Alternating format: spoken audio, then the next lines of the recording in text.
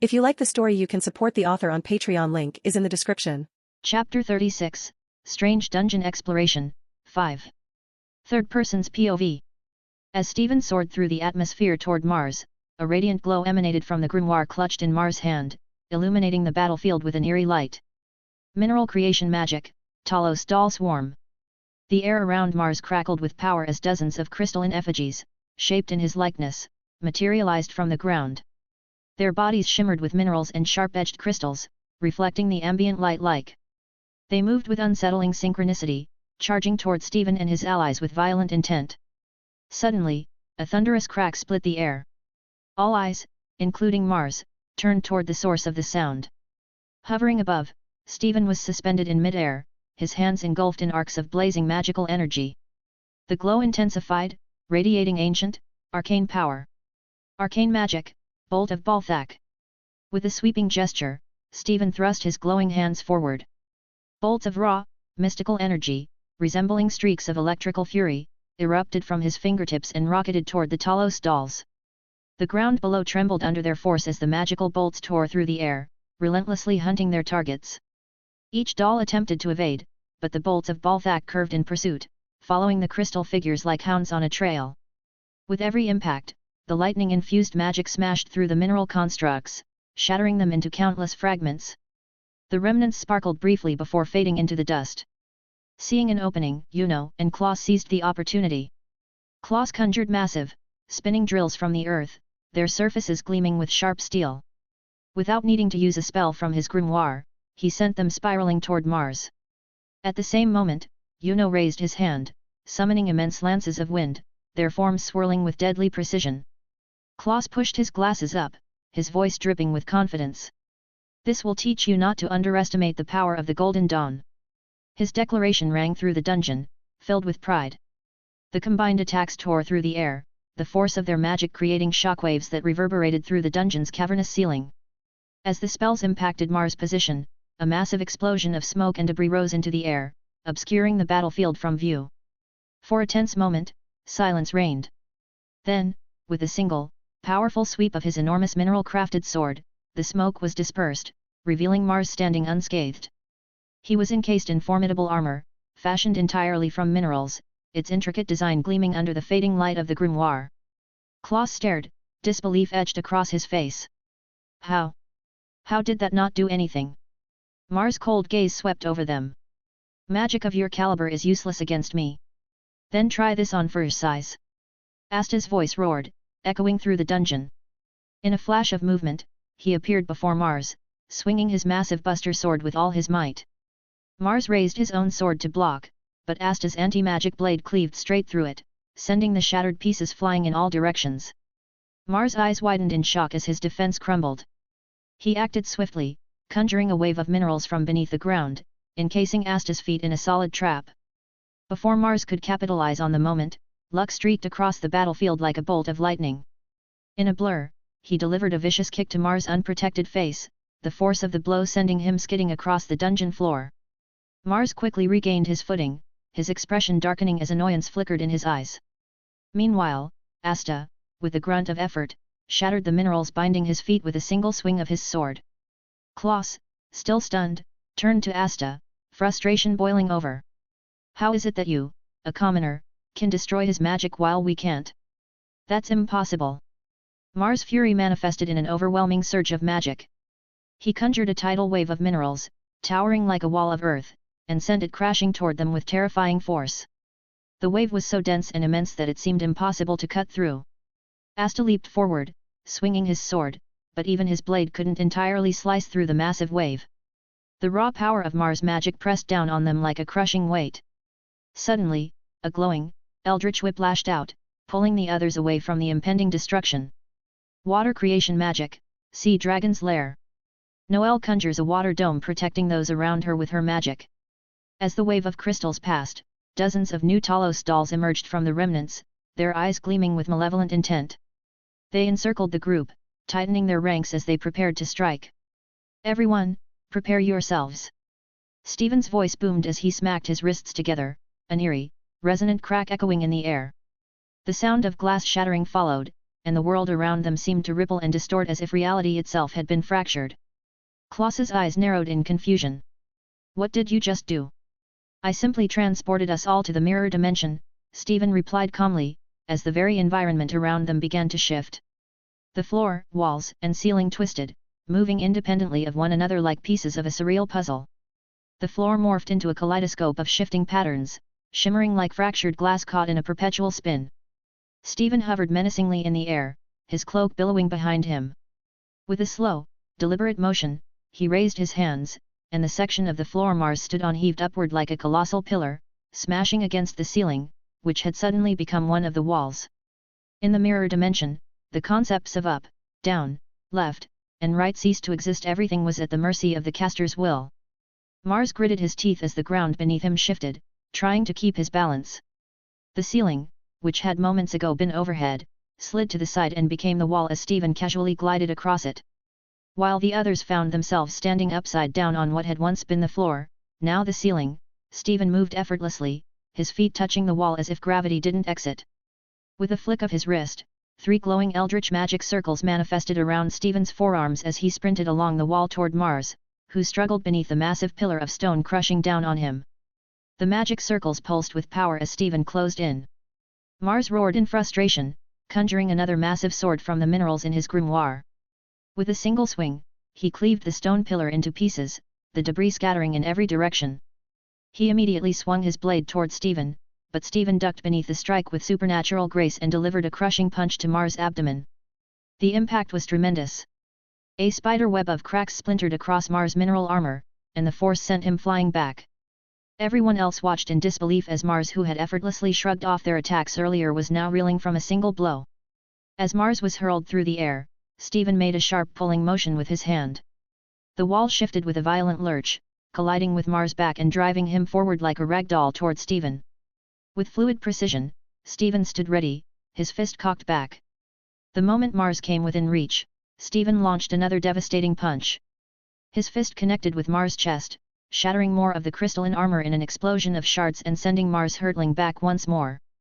The force of the punch was so great that the wall behind Mars buckled and crumbled, collapsing from the sheer impact. Stephen's wrist glowed with arcane energy as he made another pulling gesture. The debris from the collapsed wall came together, formed by an invisible force, and surged forward, carrying Mars back toward him with his arms spread out. When Mars was within striking distance again, Stephen delivered yet another punishing blow to his stomach. This time, the armor protecting Mars' body crumbled entirely, and blood erupted from his mouth as the sheer force of Stephen's strike drove him deeper into the twisting environment.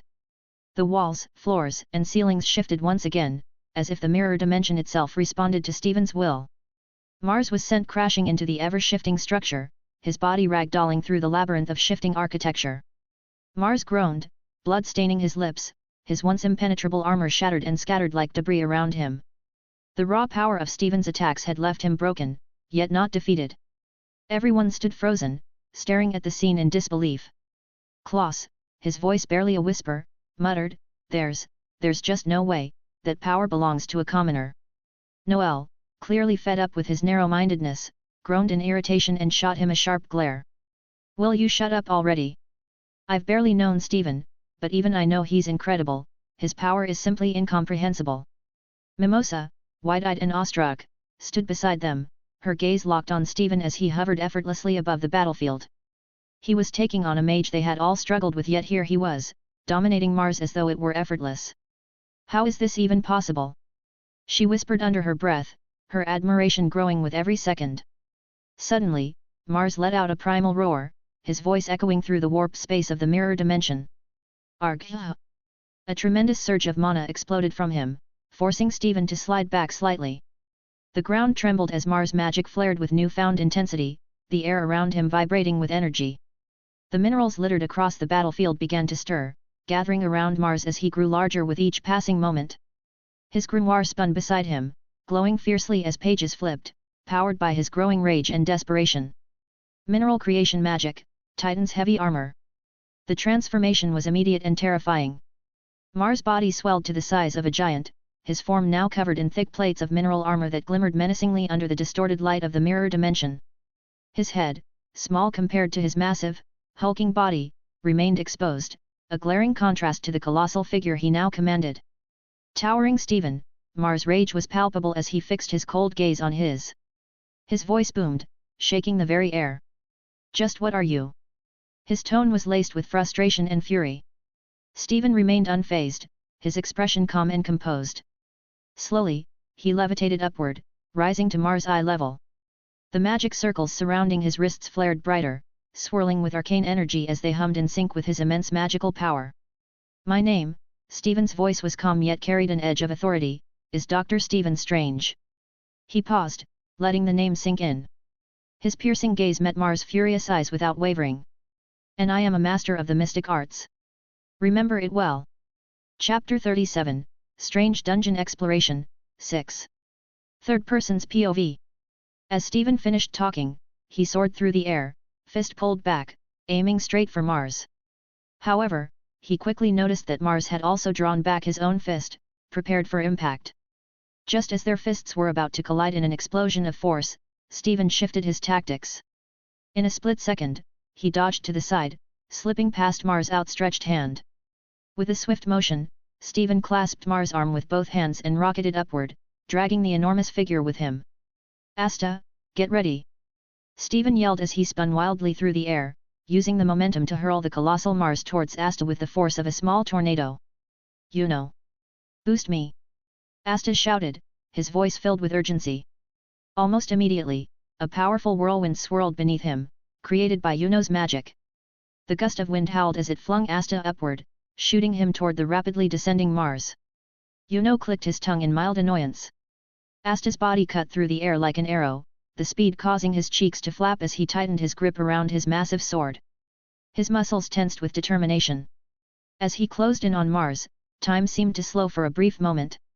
With a ferocious twist of his body, Asta swung his buster sword in a wide arc, the blade carving through the air like lightning. The impact was immense. The sword slammed into Mars' torso, shattering much of his towering crystal armor. A cascade of fragmented minerals rained down as Mars was sent flying backward, his body twisting violently from the force. Blood sprayed from his mouth, painting the sky, and a massive gash appeared across his torso. Mars crashed into the dungeon wall with earth-shattering force, creating a gigantic crater. Cracks snaked out from the impact zone, and chunks of rubble exploded in all directions as the walls of the ancient structure began to crumble under the pressure. The ground trembled, and dust clouded the air. Stephen hovered nearby, calmly rotating the entire battlefield, shifting it with ease to keep everyone in position. Mars lay on the ground, blood dripping from his wounds as Yuno's wind gently slowed Asta's descent. Stephen floated effortlessly beside the group, his expression relaxed, though his sharp eyes stayed on Mars, who was now on his knees, blood oozing from his mouth. Another pained breath escaped Mars as he glared at the group before him, his voice a wet, gurgling rasp. "Another monster." "I'm not a monster," Asta responded, his tone dead serious. He planted his sword in the ground and stared straight at Mars. "I'm just a human, without magic." The minerals encasing Mars' body continued to fall away, like a shedding snake, the broken armor crashing to the ground in pieces. Mars' chest heaved, struggling for breath, but even as his armor failed him, the hatred in his eyes burned brightly. "But even so," Asta's voice rang out, unwavering. "I'm going to become the Wizard King." Klaus stood off to the side, his eyes wide in disbelief as he looked at Asta. "No magic, and yet he possesses this strength? It's unbelievable." Mars let out a low growl, lifting his arms once again as crystals began to grow from his forearms. "I was created to destroy people like you," he said, his voice dripping with malice. "I only break things. I break everything." Stephen watched with an amused yet perplexed expression, unsure of what to make of the strange interaction between Asta and Mars. He folded his arms and simply observed. "You break everything, hey?" Asta countered, his voice rising with passion. "Well, the Wizard King protects everything. So, there's no way you're winning this fight." A distant memory flashed in Mars' mind, the faint image of a little girl. His teeth ground together in anger. "You're in my way!" he roared. "Get lost, you piece of gravel!" With a renewed surge of strength, Mars rose to his feet and charged at Asta, his crystal-covered arms raised for a devastating blow. Before Mars could reach him, Yuno moved in a blur, crafting a massive hand from wind without even needing his grimoire. The magical construct slammed into Mars' exposed face with enough force to send him hurtling backward. His body flew through the air, his nose broken and twisted, blood streaming as he crumpled unconscious against the far wall. His remaining armor disintegrated into dust. "You stole my win!" Asta yelled indignantly, pointing a finger at Yuno. "I even had a cool line to finish it with." Yuno shot him an unamused glance, his face as expressionless as ever. "You were taking too long, so I sped things up." "Yeah, Asta, I have to agree with Yuno on this one." "What was that?" Steven chuckled, floating beside them with a grin. Asta fell to the ground in dramatic despair, on fours. "My victory monologue!" he cried. "I was going to say I'd be the gravel that shattered diamonds. It was supposed to be so cool." Steven burst into laughter, shaking his head. "Seriously? Why would you agree with him and call yourself gravel?" Seeing Steven and Yuno mock Asta's theatrical antics brought a lightness to the group. Mimosa, standing nearby, smiled softly as she muttered under her breath, "They really are like brothers." Later, after securing Mars in thick metal restraints crafted by Klaus, Steven and the others exited the mirror dimension, with an unconscious Mars beside them. "Can I at least have this one?" Asta asked, his eyes wide with hopeful expectation. Steven sighed and rolled his eyes. "Fine. Go ahead." "Yes." Asta leaped into the center of the dungeon entrance, sword raised high. He thrust it towards the sky, shouting at the top of his lungs, "Who's going to the treasure hall?" "We are. The Magic Knights of the Clover Kingdom." Luck clapped enthusiastically, while Klaus and Mimosa gave Asta supportive claps as well, since they felt bad for him due to his previous outburst. "So, how do we get inside?" Noelle asked, arms crossed as she assessed the massive doors leading to the treasure. Steven smirked at Asta. "Looks like there's another use for you aside from shouting our victory. Now you're just being mean." Asta pouted. "The door is mostly made of magic. You'll need to cut through it," Steven explained, ignoring Asta's complaints.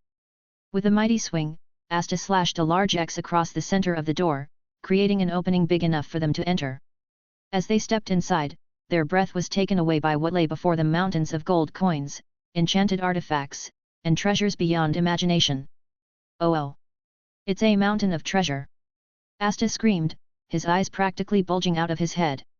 Everyone rushed forward, eager to explore the trove of wealth before them, but Klaus tried to rein them in.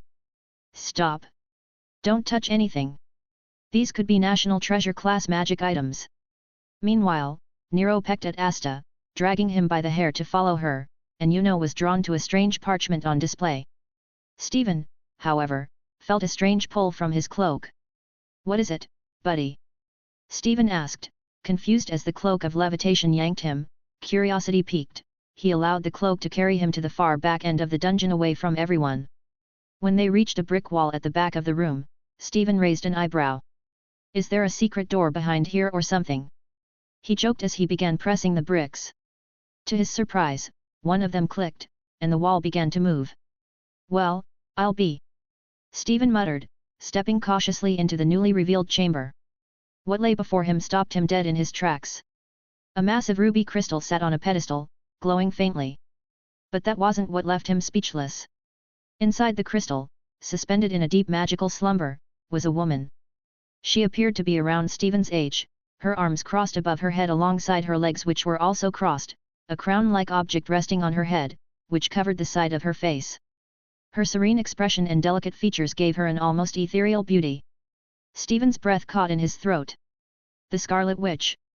he inwardly exclaimed, his hand trembling as he pressed it against the cool surface of the crystal. Chapter 38, Strange Dungeon Exploration, 7. Third Person's POV. Steven's heart raced with excitement as he gazed at the glowing red ruby in his hand. "I'm kinda geeking out. It's the Scarlet Witch," he thought, the fanboy in him momentarily taking over. He stepped off to the side and began punching and kicking the air, completely starstruck by what he had just uncovered. He stopped mid-punch, suddenly aware of a familiar gaze. He turned his head slowly, only to find the cloak of levitation hovering nearby, floating quietly but unmistakably facing him. Clearing his throat awkwardly, Steven straightened his posture, trying to save face.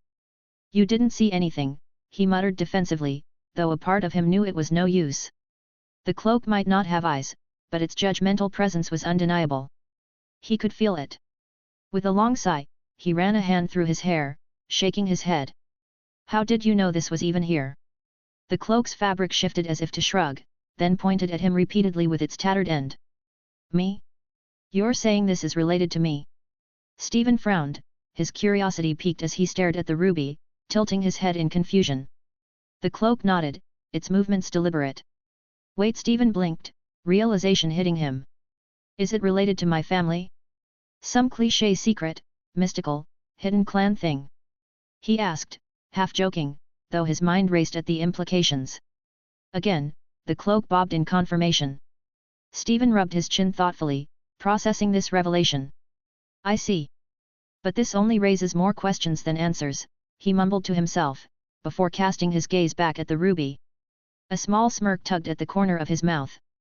First things first. I'm bringing you home with me, he announced confidently, but then paused, his eyes widening with realization. Wait, no, that came out wrong.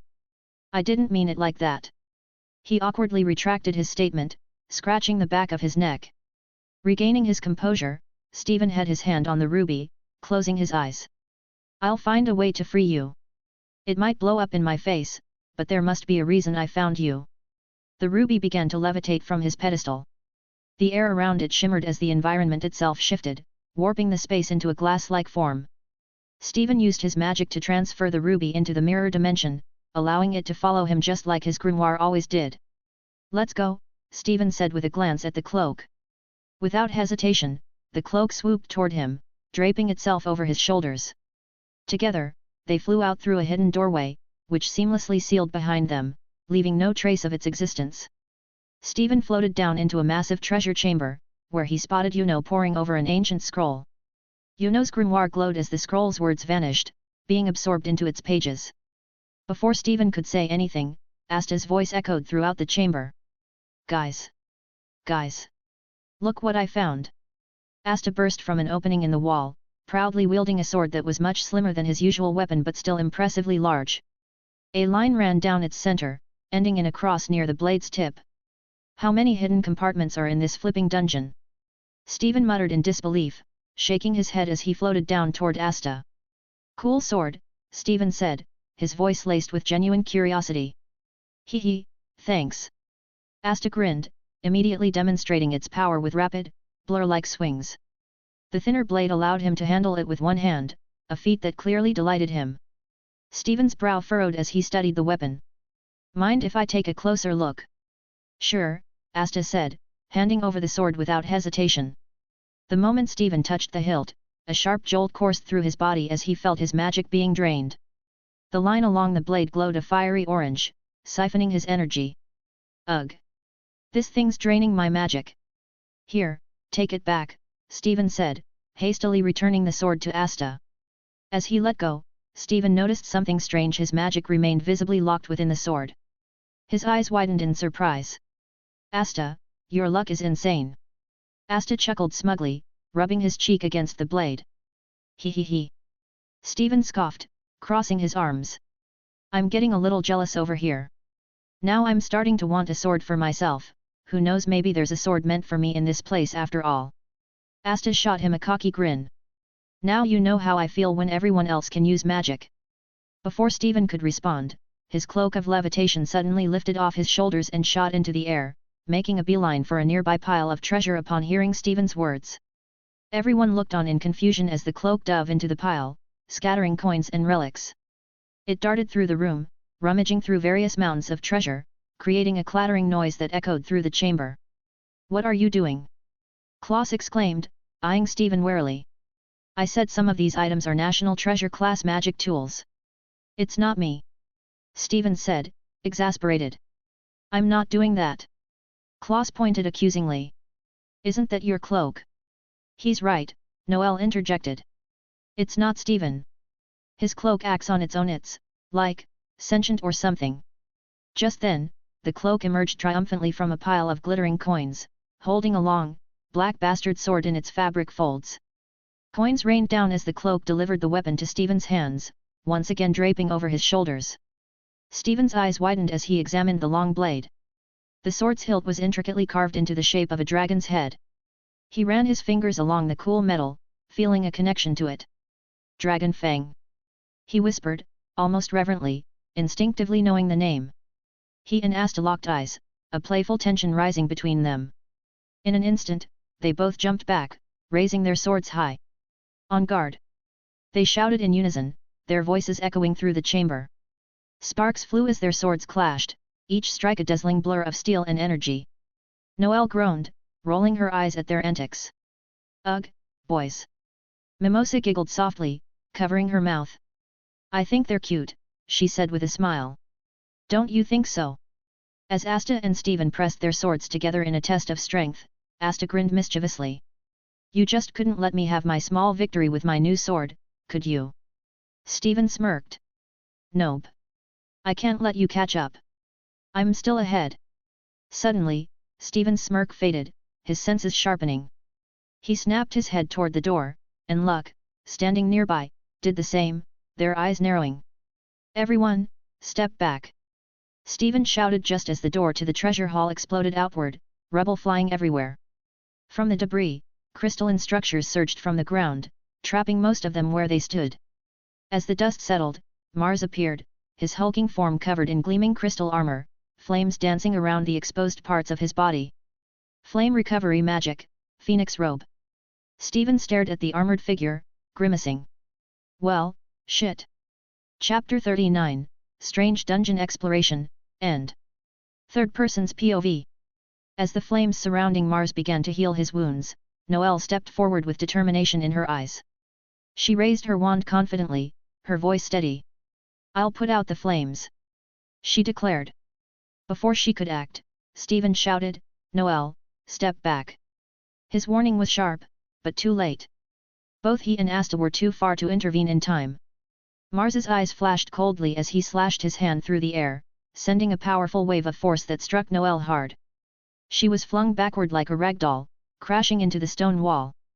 A jagged wound opened across her torso, staining her silver clothing with a deep crimson. Noelle! Asta, Mimosa, and Stephen screamed in unison, their voices echoing in the chamber. Asta and Stephen's eyes locked onto Mars, fury igniting in their veins. You! They both growled. In an instant, Stephen's mana flared to life, and an overwhelming pressure filled the room. An orange, blazing aura engulfed him, swirling like flames as his face was cast in shadows. The only visible feature in the darkness was the piercing glow of his eyes. His hair whipped wildly in the wind, and his cloak billowed violently, flaring behind him as if alive. Without a word, both Asta and Stephen gripped their swords tightly. With a burst of strength, they shattered the crystal that had entrapped them. The sound of breaking stone filled the air as Asta readjusted his grip, swinging his sword in a wide arc. The weapon hummed with stolen mana, absorbing Stephen's earlier magic and unleashing it in a blazing crescent of orange energy. The crescent of magic slashed through the air with a roar, and as it collided with Mars, an explosion of energy sent him flying backward, his feet skidding across the dungeon floor as he struggled to stay upright. Stephen darted forward, moving with blinding speed. Mars steadied himself, his expression hardening. I'll admit you're strong, Mars sneered. But strength won't matter in a contest of speed. Mineral creation magic, harp. Mars summoned dozens of shining daggers, which materialized in the air around him. They began to spin, transforming into a whirlwind of deadly blades as they hurtled toward Stephen and Asta with terrifying speed. Stephen charged headlong into the onslaught. His cloak seemed to be guiding him through the barrage. He moved with the grace of a dancer, twisting, ducking, and spinning as the daggers zipped past him. But not all of them missed. Several blades nicked him, drawing thin lines of blood. Despite the pain, Stephen's resolve never faltered. His sword flashed in the dim light, shattering the incoming daggers as he closed the distance to Mars. Asta followed closely behind, turning into a blur of movement. His sword swung with all the strength he could muster, smashing through the spinning blades with sheer force. Yet, the closer they got to Mars, the more intense the barrage became, making it harder for them to evade the attacks. Meanwhile, Mimosa knelt beside Noelle, her eyes brimming with tears. She glanced at the deep wound marring Noelle's torso, her hands trembling. My healing cradle spell won't be enough, Mimosa whispered, panic creeping into her voice. She gritted her teeth, gathering her mana with determination. Plant recovery magic, Princess Healing Flower Robe. Flowers bloomed around Mimosa, forming an ethereal robe with wings of petals that unfurled behind her. Her hands glowed with a gentle green light as she channeled her magic into Noelle's body, desperately trying to heal her friend. Memories flooded Mimosa's mind, memories of Noelle pushing herself, training relentlessly to grow stronger, determined to prove herself. As Mimosa worked, Yuno was still trapped in the large crystal formation nearby. His jaw clenched in frustration as he watched Asta and Steven fighting Mars. Damn it, why am I always the one who needs saving? The one left behind while they charge ahead. I refuse to be left behind anymore.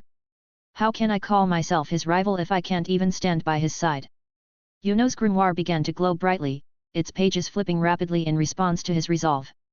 The wind around him began to pick up, swirling with increasing intensity. His eyes widened as the grimoire stopped on a page he hadn't seen before, similar to the mysterious scroll he had opened earlier. A gust of wind gathered at Yuno's side, forming into a shape small and delicate at first. A little green fairy appeared, yawning as if waking from a long slumber. She blinked her eyes slowly before lazily waving her hand. With a sudden, powerful gust, the crystal trapping Yuno shattered into pieces. Yuno stared in disbelief at the tiny fairy, who simply smirked before turning her attention to Mars. Mars, now wielding two enormous crystalline swords, was caught off guard as the fairy pursed her lips and blew gently. A violent gust of wind erupted from her, obliterating everything in its path. Mars's swords shattered into dust, his armor crumbled away, and the flames that had been healing him were snuffed out. The force hurled him across the dungeon like a rag doll, slamming him into the wall with such intensity that the stone cracked. Blood spewed from his mouth, and his eyes rolled back as he fell unconscious. Steven and Asta stopped mid-charge, turning slowly toward Yuno, whose lips curled into a small, victorious smirk. Well, that was kinda anticlimactic, Steven muttered, shaking his head as he walked toward Mars's limp body. As the crystal formations trapping the others began to dissolve, Asta watched in shock as Steven raised his sword above Mars. "Steven, what are you doing?" he shouted, worry evident in his voice.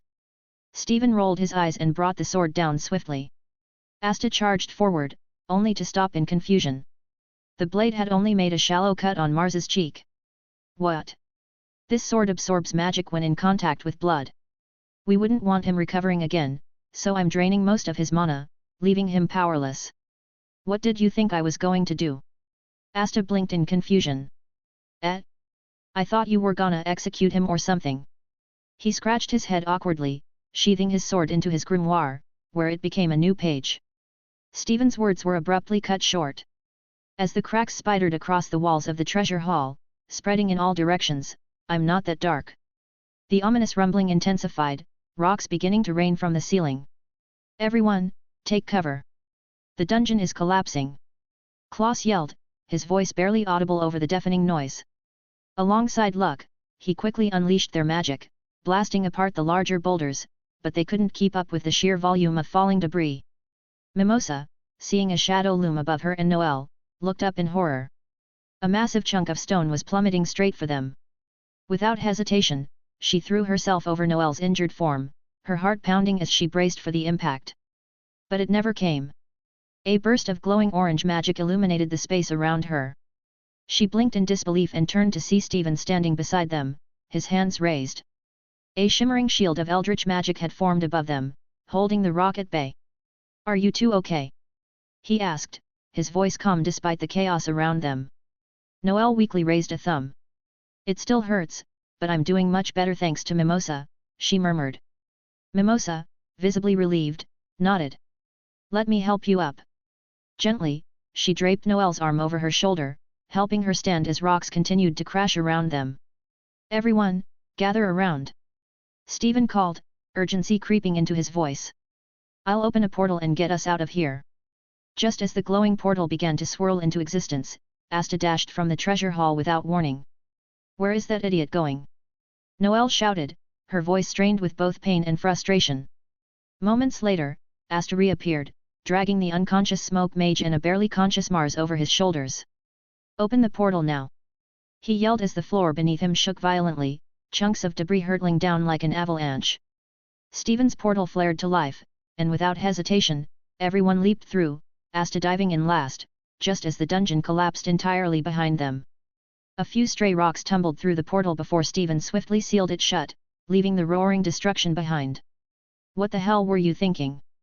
Klaus demanded, staring at Asta like he was out of his mind.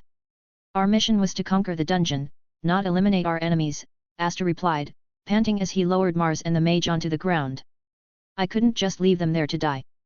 Klaus looked taken aback, while Luck, and Steven exchanged small, approving smiles. Asta's unrelenting sense of justice was infectious, even if it bordered on recklessness. Steven turned toward Noel, who was now standing with the help of Mimosa. He stepped closer and, before anyone could react, enveloped Noel in a tight hug. I'm just so glad you're all right. He murmured, a heavy sigh of relief escaping his lips. Noel's face turned bright red, her arms stiff and awkward. What the hell are you doing? She stammered, her voice cracking with embarrassment. Steven, realizing his mistake, awkwardly pulled away, his own cheeks flushed. Sorry. I was just worried, he muttered, rubbing the back of his neck. Noel, still blushing furiously, fanned her face in an attempt to cool down. I'm all right. Thanks for worrying. Noel. Mimosa called softly, her own cheeks tinged pink. Noel glanced over, still flustered. Mimosa, looking increasingly uncomfortable, pointed down. Following her gaze, Noel's eyes widened in horror. Her tattered clothing had ripped during the battle, exposing her chest, which she'd unknowingly been waving around while cooling her cheeks. Her face went from red to crimson in a split second. Ah! Noel shrieked, crouching down and frantically covering herself. Steven, his face matching Noel's in color, hurriedly shrugged off his cloak and draped it over her, averting his eyes. Here. Thank you. Noel whispered, pulling the cloak tightly around herself. Before the group could process the situation, a sudden burst of smoke erupted from where Mars and the smoke mage lay. Lotus, freed from his bindings, shot into the air with Mars in tow, the two of them disappearing into the distance on a conjured smoke ride. Should we chase them? Asked, tilting his head curiously. Asta shook his head. Let them go. The dungeon's destroyed. There's no point in going after them. The group exchanged glances before nodding in agreement. They'd completed their mission, and pursuing a retreating enemy seemed pointless after everything that had happened. Klaus approached the trio Asta, Steven, and his face a mixture of shame and gratitude. Without warning, he pulled each of them into a tight hug. I'm so sorry for underestimating you guys, for judging you just because you were commoners. You're all exceptional Clover Kingdom mages. Steven, suppressing a smirk, inwardly corrected him, sorcerer, actually. You're not bad yourself, Four Eyes. Asta exclaimed, patting Klaus on the back with a grin. As the group gathered to survey the aftermath of the dungeon's destruction, Steven couldn't help but glance back at the collapsed ruins with a mischievous glint in his eye. I'll have to come back later and rewind this place. There's no way I'm leaving all that treasure behind. And thus came the end of their strange dungeon exploration. Chapter 40, Strange Discovery. Third person's POV. Here, let me heal you, Mimosa said gently, extending her hands toward Steven. A soft golden light emanated from her palms as she began to close the small cuts on his skin. The wounds stitched themselves together, disappearing without a trace.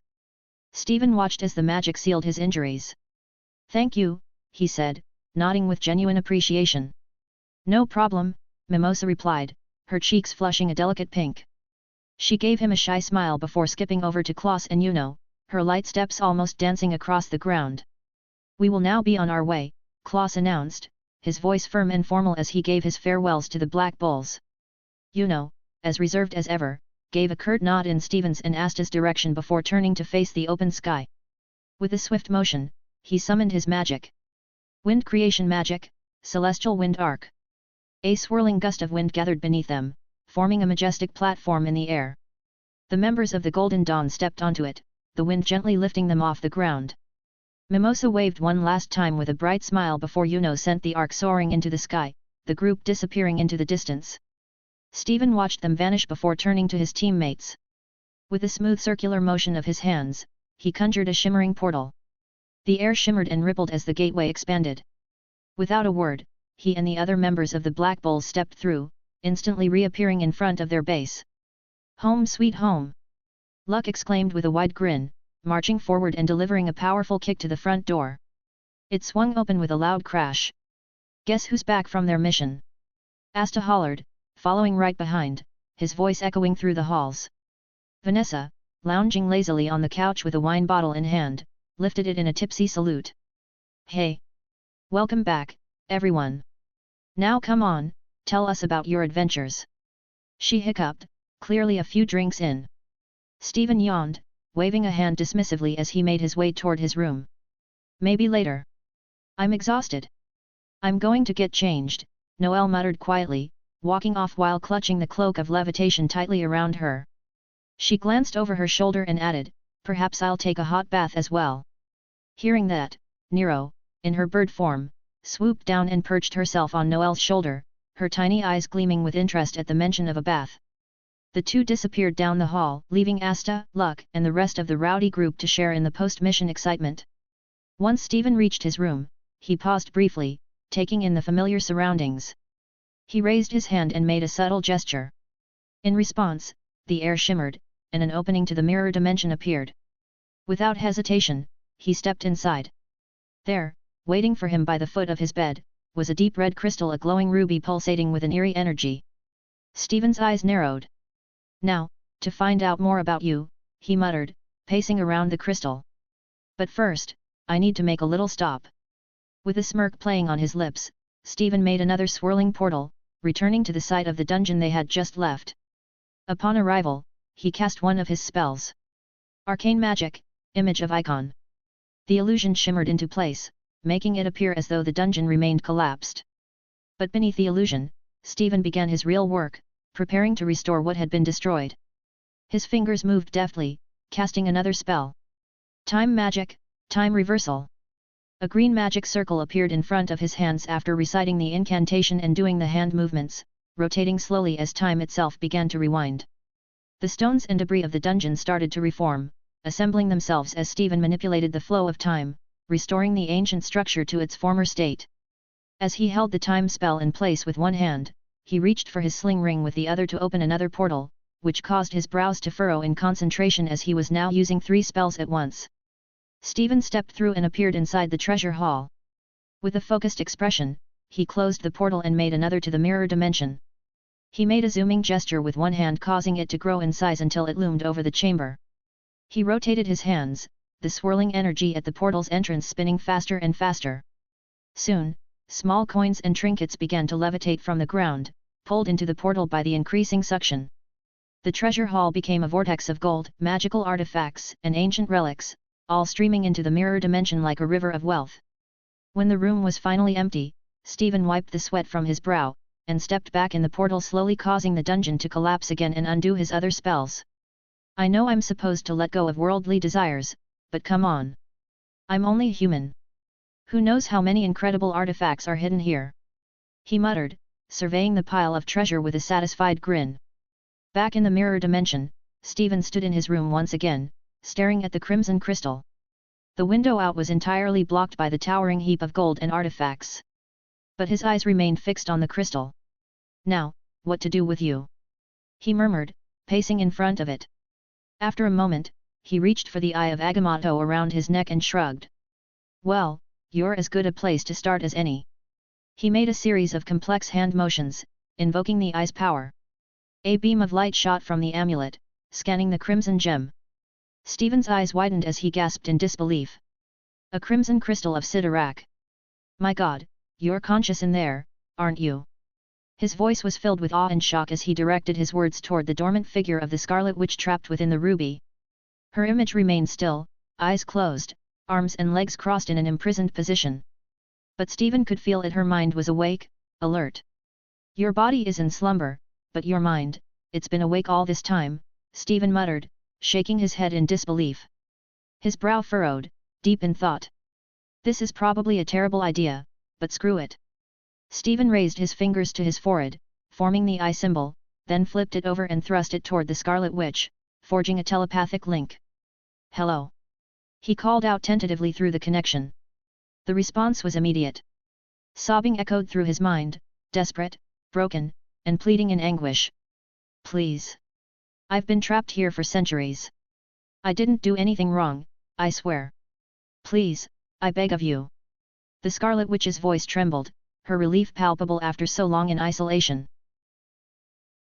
Thanks for listening.